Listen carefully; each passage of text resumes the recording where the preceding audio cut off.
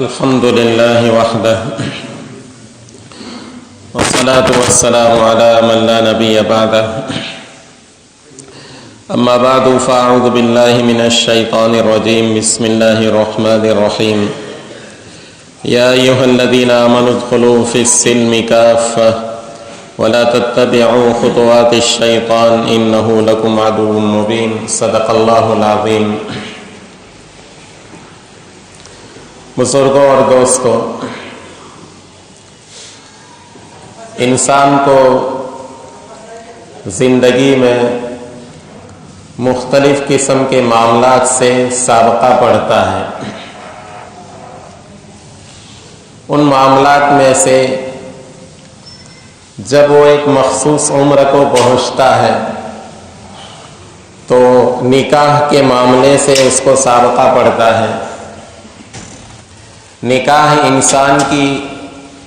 ایک فطری ضرورت ہے۔ اللہ پاک نے ہر نر اور مادہ کے اندر جب وہ عمر کے ایک مخصوص مقام کو پہنچتے ہیں ایک دوسرے کی طرف کشش اور جاذبیت رکھی ہے کہ ایک دوسرے کی طرف ان کا میلان ہوتا ہے اور اپنی فطری ضرورت پورا کرنے کی خواہش ہوتی ہے۔ اب جو جانور ہیں ان کے لیے تو کوئی قوانین شریعت کی طرف سے مقرر نہیں کیونکہ وہ مکلف نہیں ہے، لیکن انسان کے لیے اور ایک مسلمان کے لیے اپنی اس ایک جنسی خواہش کو اور فطری ضرورت کو پورا کرنے کے لیے شریعت نے کچھ قوانین اور ضوابط رکھے ہیں، اور یہ قوانین اور ضوابط اس لیے رکھے ہیں تاکہ نکاح کا جو اصل مقصد ہے وہ حاصل ہو اور نکاح کے نتیجہ جو مقصود ہوتا ہے وہ نتیجہ اچھی طریقے سے برآمد آئے۔ اب بہت سی مرتبہ اکثر ایسا ہوتا ہے کہ آدمی نکاح کرتا ہے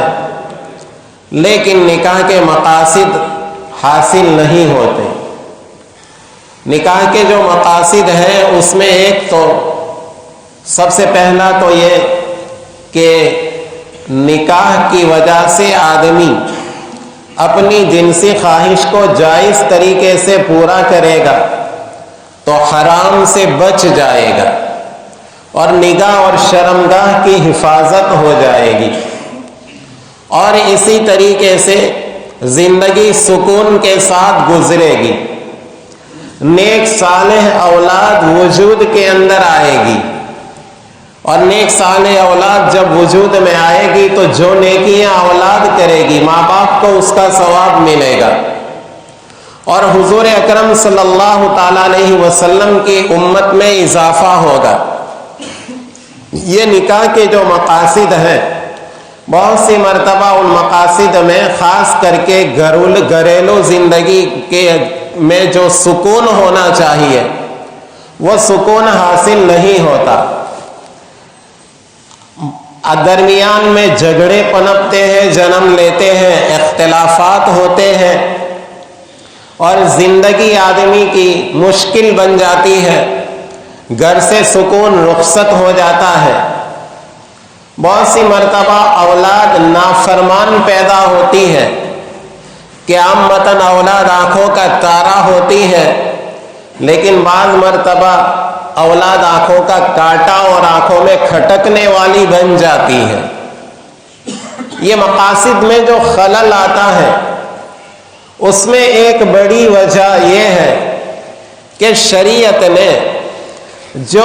نکاح رکھا ہے اس کے لیے جو اصول اور ضوابط اور قوانین مقرر کیے ہیں وہ بہت آسان اور سیدھے سادے اور نورانیت سے بھرے ہوئے، لیکن اس نکاح کو اس کے مقدمات ہی سے شروع سے ہم اس کا اتنا مشکل بنا دیتے ہیں کہ آدمی کے گھر جب لڑکا یا لڑکی جوان ہونے لگتے ہیں تو ایک بڑا فکر سوار ہوتا ہے کہ میں اپنی اس لڑکی کا نکاح مجھے کرانا ہے، اپنے اس لڑکے کا نکاح مجھے کرانا ہے، اس کے لیے خاص طور پر مالی اعتبار سے جو فضول خرچیاں ہوتی ہیں اور غیر ضروری خرچے اس کے اندر شامل ہو گئے ہیں، جس کی وجہ سے اولاد جیسے جیسے بڑی ہوتی جاتی ہے والدین کا بوجھ بڑھتا جاتا ہے، ان کے قلب و دماغ کے اوپر ایک فکر سوار ہوتا ہے کہ میرے اس لڑکی کے ہاتھ پیلے کرنے ہیں، میرے اس لڑکے کے لیے گھر پر بہو لانا ہے۔ اب جن لوگوں کو اللہ نے مال و دولت عطا کی ہوتی ہے ان کے لیے تو کوئی فکر کی بات نہیں ہوتی، وہ خوب پیسے خرچ کر کے دھوم دھام سے شادیاں کر لیتے ہیں، لیکن اور ایسا طبقہ دنیا میں جن کو اللہ نے بہت مالی چھوٹ چھاٹ دی ہو بہت کم ہے۔ زیادہ تر وہ حصہ ہے معاشرے کے اندر وہ افراد ہیں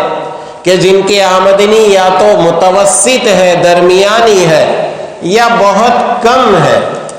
اب ایسے لوگوں کے لیے یہ نکاح بڑی مصیبت بن جاتا ہے، اور ہمارے یہاں تو اللہ کا شکر ہے کہ لڑکیوں کے معاملے میں وہ جہیز کی بلا نہیں ہے، کہ اللہ پاک ہمارے معاشرے کی اس سے حفاظت فرمائے، ورنہ جہاں پر یہ جہیز کی مصیبت ہوتی ہے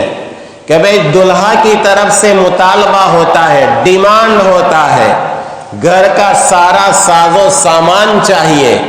کہ مجھے پلنگ چاہیے، مجھے فریج چاہیے، واشنگ مشین چاہیے، ٹی وی چاہیے، گاڑی چاہیے، سارا گھر کا سجا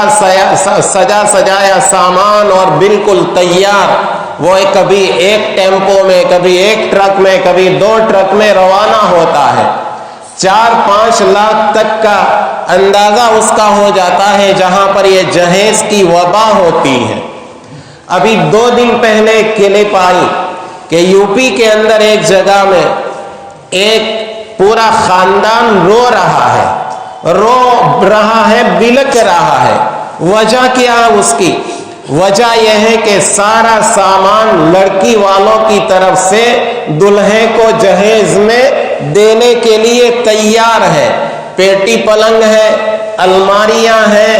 بائک ہے، فریج ہے، واشنگ مشین ہے، ٹی وی ہے، اور پتہ نہیں 500 کی تعداد میں برتن ہے۔ یہ سارا سامان لڑکی والوں کی طرف سے تیار ہے جہیز میں دینے کے لیے، دوسرے الفاظ میں کہو تو دلہے کو خریدنے کے لیے یہ سب تیار ہے، لیکن وہ رو رہے ہیں۔ کیوں رو رہے ہیں؟ اس لیے کہ بارات آنے والی تھی اور آدھے گھنٹے پہلے لڑکے کی طرف سے یہ ڈیمانڈ ہو رہی ہے کہ مجھے 4 وہیل چاہیے، 5 لاکھ کی گاڑی چاہیے، تب جا کے یہ نکاح منظور کریں گے۔ اب بیچارہ ایک غریب آدمی جو زندگی بھر پسینے کی کمائی سے اور قرضے لے کر اتنا تیار کیا، اب وہ 5 لاکھ کی گاڑی کہاں سے لائے گا؟ تو اللہ کا شکر ہے کہ ہمارا معاشرہ اس سے پاک ہے، لیکن دوسری بہت سی فضول خرچیاں ہمارے معاشرے کے اندر ایسی آ رہی ہے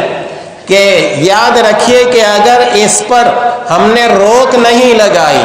اور اگر اس کے اوپر ہم نے نکیر نہیں کی اور ہر ایک نے اپنی ذمہ داری سمجھتے ہوئے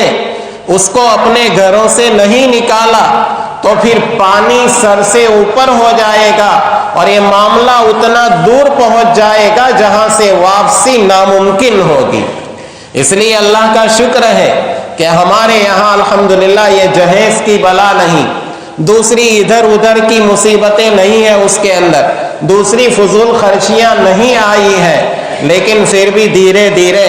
یہ منگنی ہے، منگنی کے بعد کی رسومات ہے، تاریخ طے کرنے کی رسومات ہیں۔ اب اس میں دھیرے دھیرے جو ہے وہ رسومات آتی گئی ہے اور فضول خرچیاں بڑھتی گئی ہیں۔ حالانکہ اللہ کے جیسے میں نے کہا کہ نکاح کے جو مقاصد ہیں کہ پھر گھر میں گھر کا سکون برباد ہو جاتا ہے، اولاد نافرمان ہوتی ہے۔ اس کی وجہ یہ ہوتی ہے کہ یہ نکاح کے ساری سنتیں ہم نے نکال کے ایک طرف رکھ دی اور اس میں سینکڑوں قسم کی رسومات کو داخل کر دیا۔ اب منگنی جو ہوتی ہے،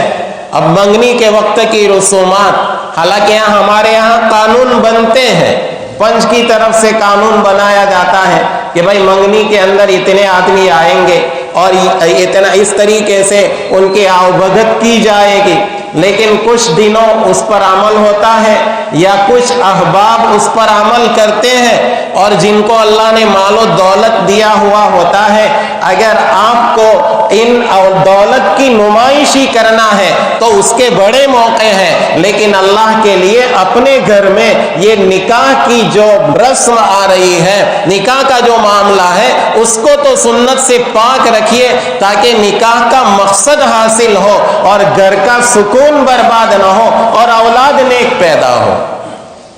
اب منگنی کے اندر دھیرے دھیرے بڑھوتری ہوتی جا رہی ہے، ایک دو آدمی جا کر آدمی بات چیت کر لے، بھائی ایک آدمی بات چیت کر لے، اور آج کل تو ٹیلی فون سے بھی رابطہ کرنا بہت آسان ہو گیا ہے۔ چلو اہمیت بتلانے کے لیے ایک دو آدمی جا کر بات کر لے کہ بھائی آپ کی لڑکی کے، ہمارے لڑکے کے لیے آپ کی لڑکی کا یہ رشتہ ہمیں درکار ہے۔ اب وہاں سے بھائی سوچ کر ہم جواب دیں گے۔ اب پھر جواب دینے کے لیے تو کوئی دوبارہ حاضری ضروری نہیں، لیکن چلو اگر چلے بھی گئے، خیر جیسے عامتاً کوئی آدمی آتا جاتا ہے ہمارے گھر، چائے پلا دی، کو ٹھنڈا پلا دا، قصہ پلا دیا، قصہ ختم ہو گیا۔ لیکن اب منگنی سنا گیا ہے کہ اب منگنی کے اندر اتنا خرچ ہوتا ہے جتنا کہ غریب آدمی کے یہاں شادی ہو جائے، اتنا خرچ ہوتا ہے۔ اب منگنی ہو تو اب اس میں دعوتوں کا رواج چلا ہے کہ بھائی گھر کے سارے افراد کو جمع کریں گے، دعوت کی جائے گی۔ کیوں دعوت کی جا رہی ہے؟ کہ بھائی منگنی ہو رہی ہے، اس وجہ سے دعوت کی جا رہی ہے۔ بھائی یہ منگنی ہو رہی ہے، کوئی نکاح تو نہیں ہو رہا ہے۔ اب باقاعدہ جیسے ولیمے کی دعوت ہو رہی ہے ویسے منگنی پر دعوتیں ہو رہی ہیں۔ اب پھر گھر کا کوئی فرد نہیں پہنچا، اس کا ٹفن پہنچایا جاتا ہے، 50-100 آدمیوں کا کھانا بنایا جاتا ہے۔ اب یہ نکاح تو نہیں ہو رہا ہے، یہ منگنی ہو رہی ہے۔ اب خدا نہ کرے 1-2 مہینے کے بعد، سال 2 سال کے بعد ہو سکتا ہے کہ بھائی کسی طرف سے کسی قسم کی کوئی رکاوٹ پیدا ہو اور یہ منگنی توڑنی پڑے، ٹوٹ جائے، تو پھر یہ دعوت کا فائدہ کیا؟ تو کیا اب اس کے بعد تعزیت کا کھانا بنائیں گے کہ بھائی اب منگنی ٹوٹ گئی، اس کے لیے اب تعزیت کا کھانا ہمارے گھر بھیجو؟ کیسی بے عقلی کی، بے وقوفی کی یہ رسمیں ہمارے یہاں پنپ رہی ہے، جنم لے رہی ہے۔ ہم اپنے آپ کو دیندار کہہ رہے ہیں، 5 وقت کے نمازی ہیں، اور ایسا نہیں کہ ہم جاہل ہیں اور اس سے ناواقف ہیں اور اس کو نہیں جانتے کہ شریعت میں اس کی کوئی اصل نہیں، اور ہم جانتے ہیں کہ یہ بے برکتی لانے والی چیز ہے، یہ ایک قسم کی نمائش ہے، یہ دکھلاوا ہے۔ یہ دکھلاوے کے اندر ہم اپنا ستیہ ناش کر رہے ہیں۔ کھانے والے تو ڈکار لے کے چلے جائیں گے اور یہی کھانے والے آپ کی جو ہے وہ برائی بیان کریں گے، اتنا لمبا چوڑا کھانا کھلانے کی کیا ضرورت تھی؟ کوئی آپ کی تعریف تو کرے گا نہیں اگر آپ نے گھر کے اندر منگنی کے وقت کھانا کھلایا۔ تحفے ہدیے دیے جاتے ہیں، اور پھر اس کے بعد جب لڑکا لڑکی کا جن کا ابھی منگنی ہوئی ہے، اب منگنی ہوئی ہے تو پھر وہ دونوں کا معاملہ ایسا ہوتا ہے جیسا کہ بس شادی ہو گئی، کہ شادی ہونے کے بعد ایک دوسرے سے کوئی پردہ نہیں، کوئی حجاب نہیں، کوئی لحاظ نہیں، کوئی شرم و حیا نہیں، اور والدین اور گھر کے افراد سب جانتے ہیں، اور ہم میں سے ہر ایک گھر کا یہ مسئلہ ہے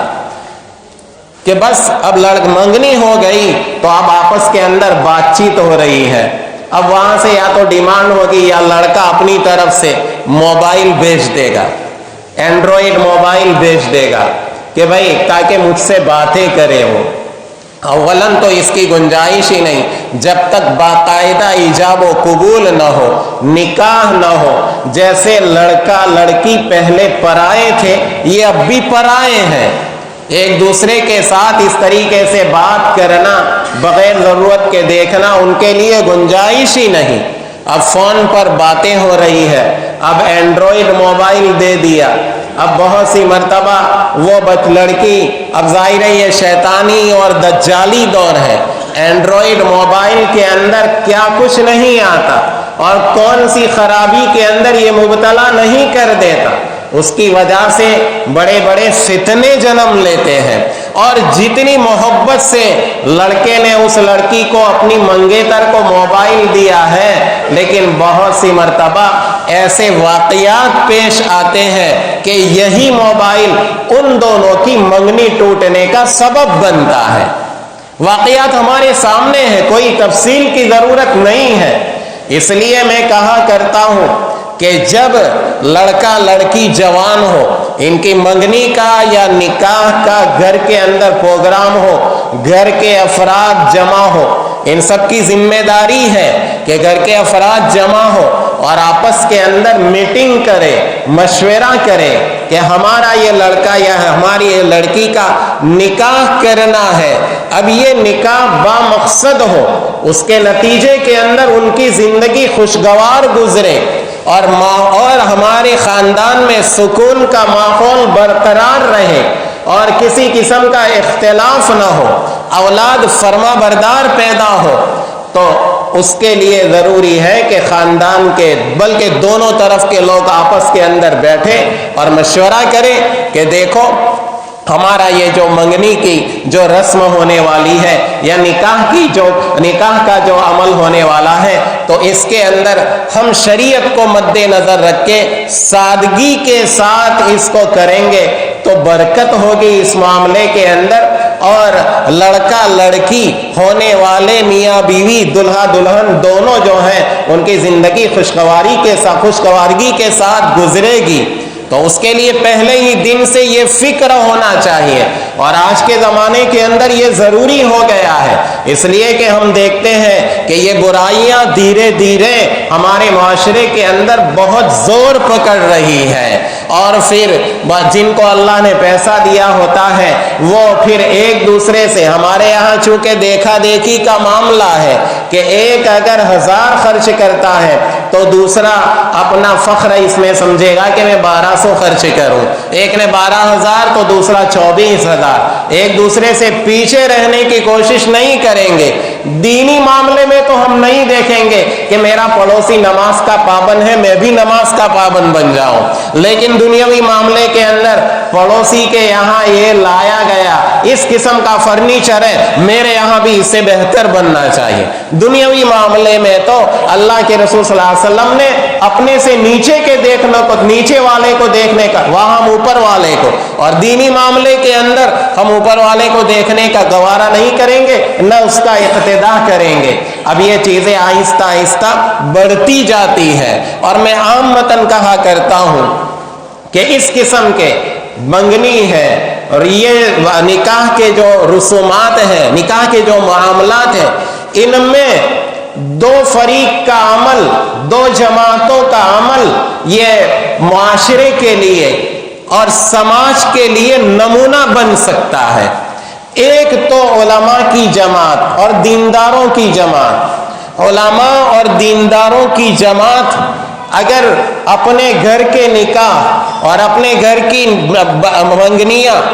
अगर सादगी के साथ करेंगे तो चूंकि लोग उनका इक्तिदा करते हैं, लिहाजा एक तो समाज में उलमा और दीनदारों की जमात है कि जिनके अमल का लोग इक्तिदा करते हैं, और दूसरी जमात मालदारों की है कि जिनको अल्लाह ने पैसा दिया हुआ होता है कि वो मालदारों की जमात अगर इसमें पहल करेगी कि हमारे यहाँ मंगनी की रस्म सादगी और शरीयत के मुताबिक अदा की जाएगी اور نکاح سادگی اور شریعت کے مطابق ادا کیا جائے گا تو اگر سماج کے مالدار سادگی کے ساتھ نکاح اور منگنی کی رسوم ادا کریں گے اور یہ معاملات ادا کریں گے تو انشاءاللہ دوسروں کے لیے مڈل کلاس کے لیے درمیانی اور جو ہے وہ پوزیشن رکھنے والے اور غریب لوگوں کے لیے اس پر عمل کرنا آسان ہو جائے گا. وہ درمیانی قسم کے لوگ اور اسی طریقے سے غریب لوگوں کے لیے ان کے لیے دلیل ہاتھ میں آ جائے گی کہ بھائی فلانا ہمارا پڑوسی اتنا مالدار اتنی سادگی کے ساتھ نکاح ہوا اس کا تو پھر ہمارے اپنے لڑکے کو ہم تو غریب ہیں یا مڈل کلاس کے لوگ ہیں ہمارے لیے کون سی شرم کی بات ہوگی کہ ہم اپنے گھر کا نکاح سادگی کے ساتھ کریں. تو اگر یہ دو طبقے اس میں پہل کریں گے تو انشاءاللہ اس دوسروں کے لیے آسان ہو جائے گا. اور اللہ کے نبی صلی اللہ تعالی علیہ وسلم کی حدیث میں اس بشارت کے وہ مستحق ہوں گے. اللہ کے نبی صلی اللہ تعالی علیہ وسلم نے فرمایا من سن سنتا حسنتا فلہ اجرہ واجر من عمل بها من غیر ان ينقص من اجورهم شیئا او کما قال علیہ الصلاۃ والسلام. جس آدمی نے کوئی اچھا طریقہ ایجاد کیا اور اس کے اس اچھے طریقے کے ایجاد کرنے کی وجہ سے دوسرے لوگ اس کو دیکھا دیکھی اس کا اتباع کیا تو اس کو تو اپنے اس نیک عمل کا اچھا طریقہ ایجاد کرنے کا ثواب ملے گا ہی لیکن اس کو دیکھ کر بعد میں جتنے لوگ اس پر عمل کریں گے سب کے عمل میں سے ان کو تو بدلہ ملے گا ہی لیکن ان عمل کرنے والوں کے ثواب میں اس پہلے آدمی کا بھی حصہ ہوگا. لیکن اس کے بالمقابل اللہ کے نبی صلی اللہ علیہ وسلم کا اس کے بالمقابل چونکا دینے والا فرمان بھی ہے من سن سنتا سیئتا فلہ وزرہ ووزر من عمل بها من غیر ان ينقص من اوزارهم شیئا او کما قال علیہ الصلاۃ والسلام. کہ جس آدمی نے کوئی برا طریقہ ایجاد کیا